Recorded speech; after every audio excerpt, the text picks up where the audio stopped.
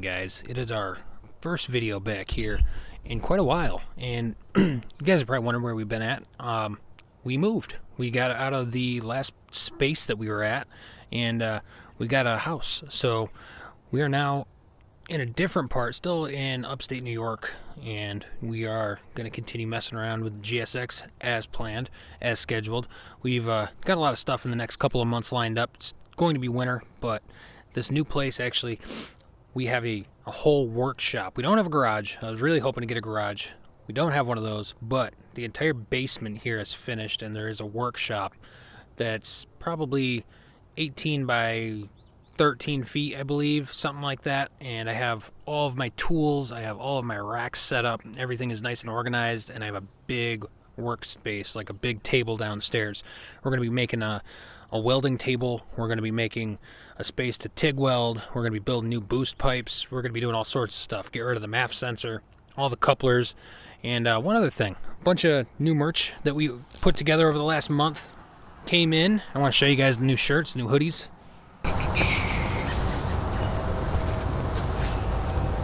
Hopefully you can see that. It's just a TPG logo on the chest, and the back says GSX, and has a cool homemade Mitsubishi symbol in the back of it. It's a little different from the standard one. Don't want to mess with anybody's licensing or anything, but those are at todaysprojectguide.com, and if you order now before the end of December, we're doing a $5 off promo code. If you type in 4G63 at checkout, you'll get an additional $5 off.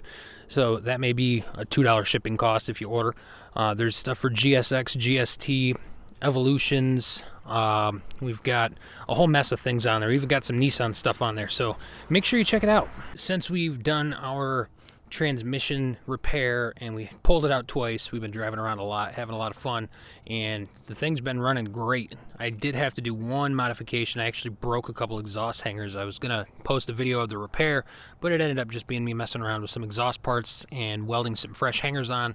It was kind of drooping really low to the ground, so I figured I didn't want to do that. I didn't want to bore you guys with more exhaust stuff. I think there's like 4 videos about exhaust work on here already. So I figured we'd go for a drive and test out some stuff, I guess. I don't know. I've been messing around with speed density, learning it, dialing the table in, getting everything lined up for a right around 20 PSI right now. I plan on turning it up a little bit more, but I got to do some more wide open throttle fine tuning, and I figured we could go for a cruise today. So let's hop in the car. Well, at least get it fired up. One other thing I forgot to mention. You guys might notice a difference in video quality. I just bought a brand new Pixel 6 Pro to shoot on, and I really like the video. So far, the camera shots, the photos, and the video have been amazing. So I can't really complain about that. It's a little step up. Got more memory, a new tensor chip or something that's inside this phone. It seems to be doing really well. So let me know if you guys see any noticeable gains or any pros or cons in the video quality or audio quality. We're still shooting through the same mic, so yeah, let me fire this thing up.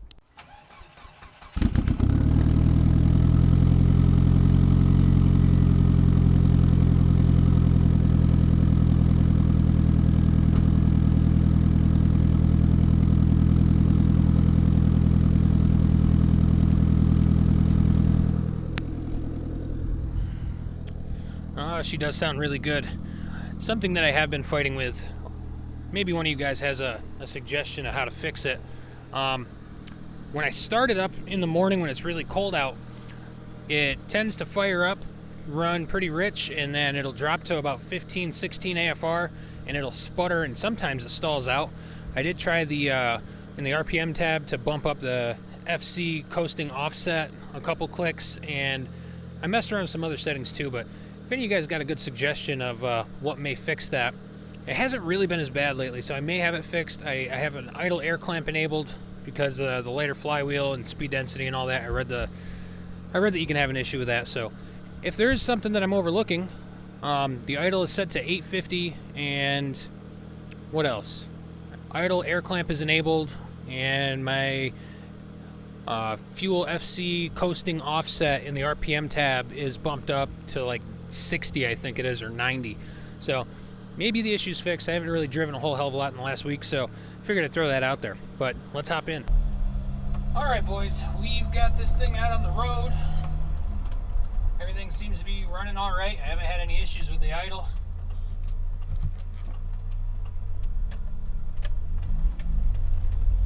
Hopefully you can hear me all right.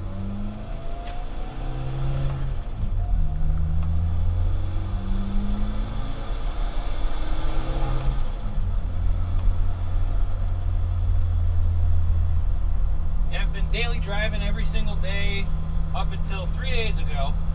I haven't had any more issues at all. When my exhaust hangers broke, it was bouncing around. When I pull into parking lots, it was hitting the ground and hitting the curbs, and I had to tuck the exhaust back up underneath. And after I did that, I haven't had any more scraping or dragging or nothing. And what can you do? It's my first time welds on Amazon exhaust pipe. So I guess I'm not too worried about it not being correct, but it did all go together. There's no leaks. I just had to do a couple modifications over the last, I don't know, 12 months, we'll say, or the last year. But all is well. Figure go out and have a little bit of fun tonight. Finally get to test out the new clutch. We're well past 500 miles.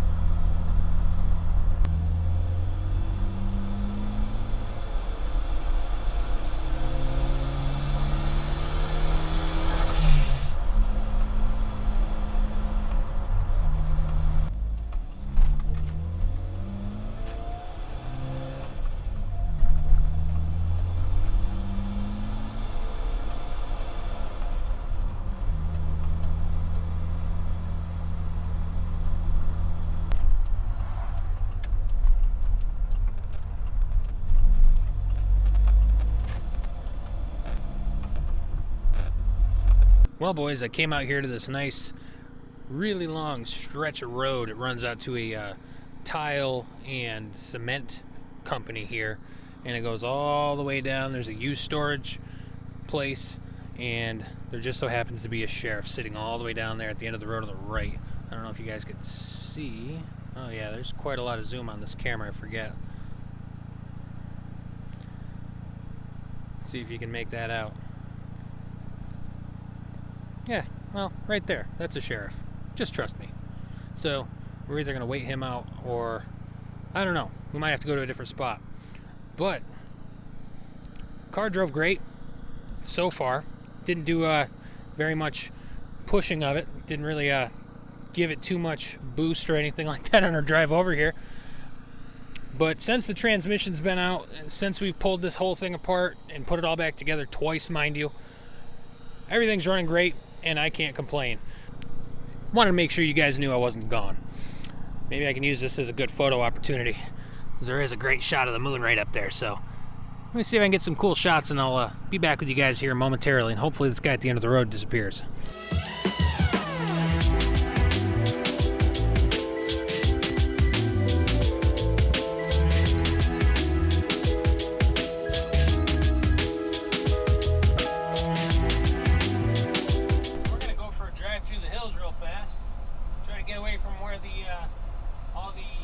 And all that fun stuff are.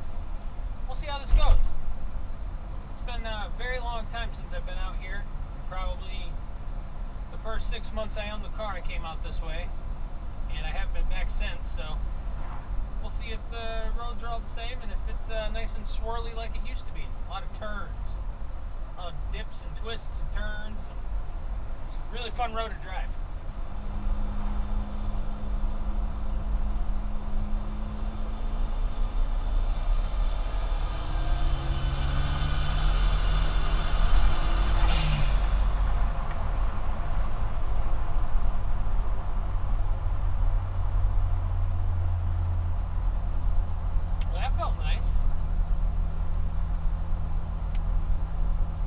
Bunch of little turns and twists and a couple little cubbies and little pockets in the side of the road here where the state troopers and sheriffs like to hang out. So first pass is often better to go safe and slow. Second pass through, you can have some fun and then get the heck out.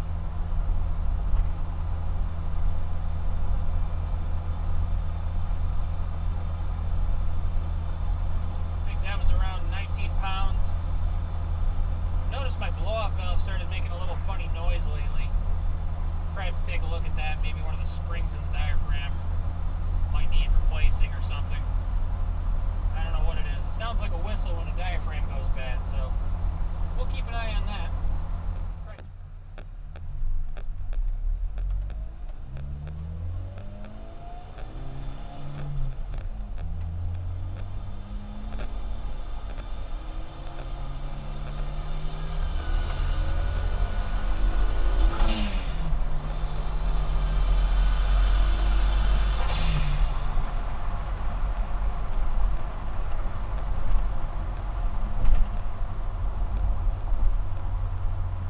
Something's making some funny noise. I think I have a big boost leak someplace. Is that them?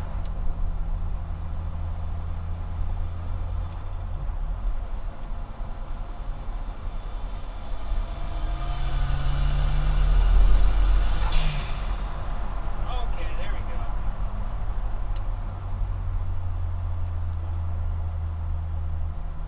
Much better.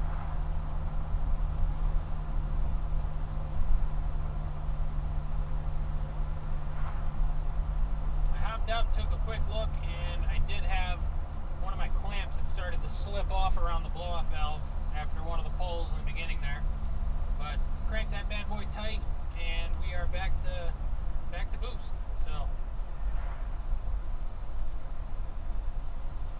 again, this XTD clutch. I know there's a lot of guys out there that said to stay away from them, and then there was a lot, and I mean a lot of guys that said throw one in, you're going to have a great time with it, and if it breaks, it's only a couple of $100 and the cost of your fluids to swap, and time, obviously.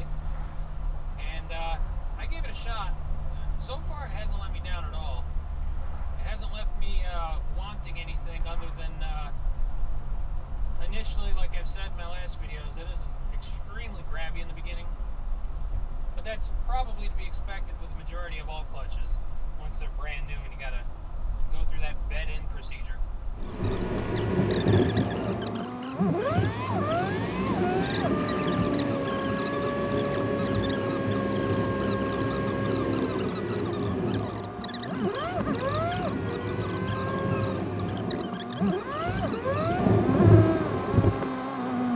Well, guys, we are back from our drive.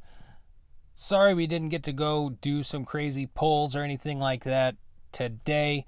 We will do that in the next video.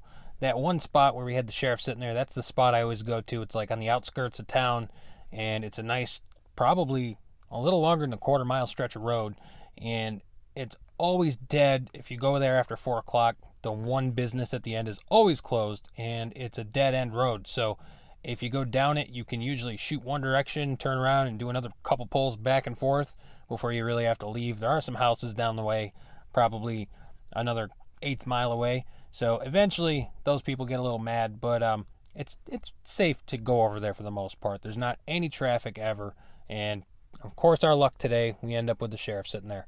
So the first couple of pulls I did, I was just going over this log and looking, and I saw that they were only at 12 pounds, so I jumped out of the car real fast on the side of the road, and I checked the clamp on the blow-off valve, and it was making a weird fluttery sound. So normally it's a nice solid sound. It was kind of leaky. It was almost whistly.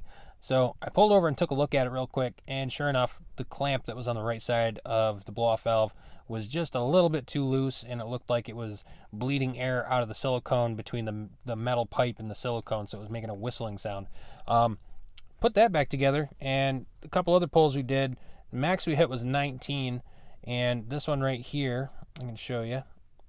Let me see if I can scooch over just a little bit. All right, right here. Again, this is still in speed density, and I'm still trying to dial it in. It's not perfect by any stretch of the imagination, but looks like we could use some more adjustment here.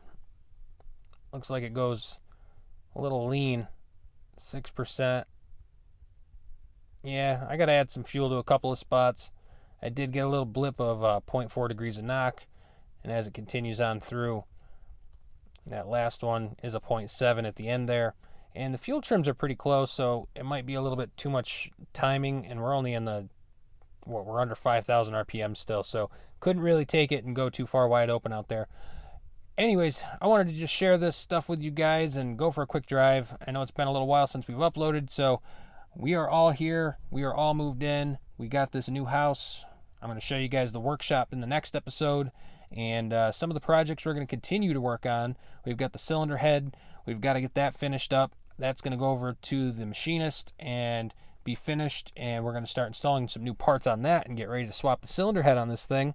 And there's a few other things we're going to work on, but I also wanted to put the poll up in the community on the page. You guys can find it if you search today's project guide on YouTube, and I will put, I think you can get 4 or 5 options on there. I'll put 5 of the most popular headlight systems for LED ballasts, conversion kits, and vote on the one that you guys recommend the most, and that's the one we're going to install in the car. We'll do a little tutorial on how to do it, and also make sure you go to our merch store at todaysprojectguide.com. We have a whole ton of awesome new sweaters and t-shirts on there. There's a bunch of Mitsubishi related stuff. There's the new GST, GSX, Evolution, all those shirts, 3000 GTs on there, a couple Nissan things, but yeah, all that stuff. You get $5 off if you type in the promo code 4G63 at checkout, and that'll apply right then and there if you want to pick up something, a nice thick sweater for the wintertime. I've been wearing a bunch of different zip-up hoodies with the GSX on the back. If you got a GST or an Eclipse, or not an Eclipse, a 3000 GT or an Evo or a Galant, you can go on there and pick up a hoodie that has your car on it, and you can rock that for the winter months. Keep nice and warm. You can also get hats, mugs, cups, whatever you guys see, or just a basic t-shirt for 20 bucks. But anyways, guys, thanks for watching. Thanks for sticking with us and bearing with us while we've been doing our transition. Sorry it took so long. We are back here, guys. We're going to keep going and having more fun with this car. And until next time, you all be safe, stay healthy, and we'll see you right back here at today's project guide. Adios.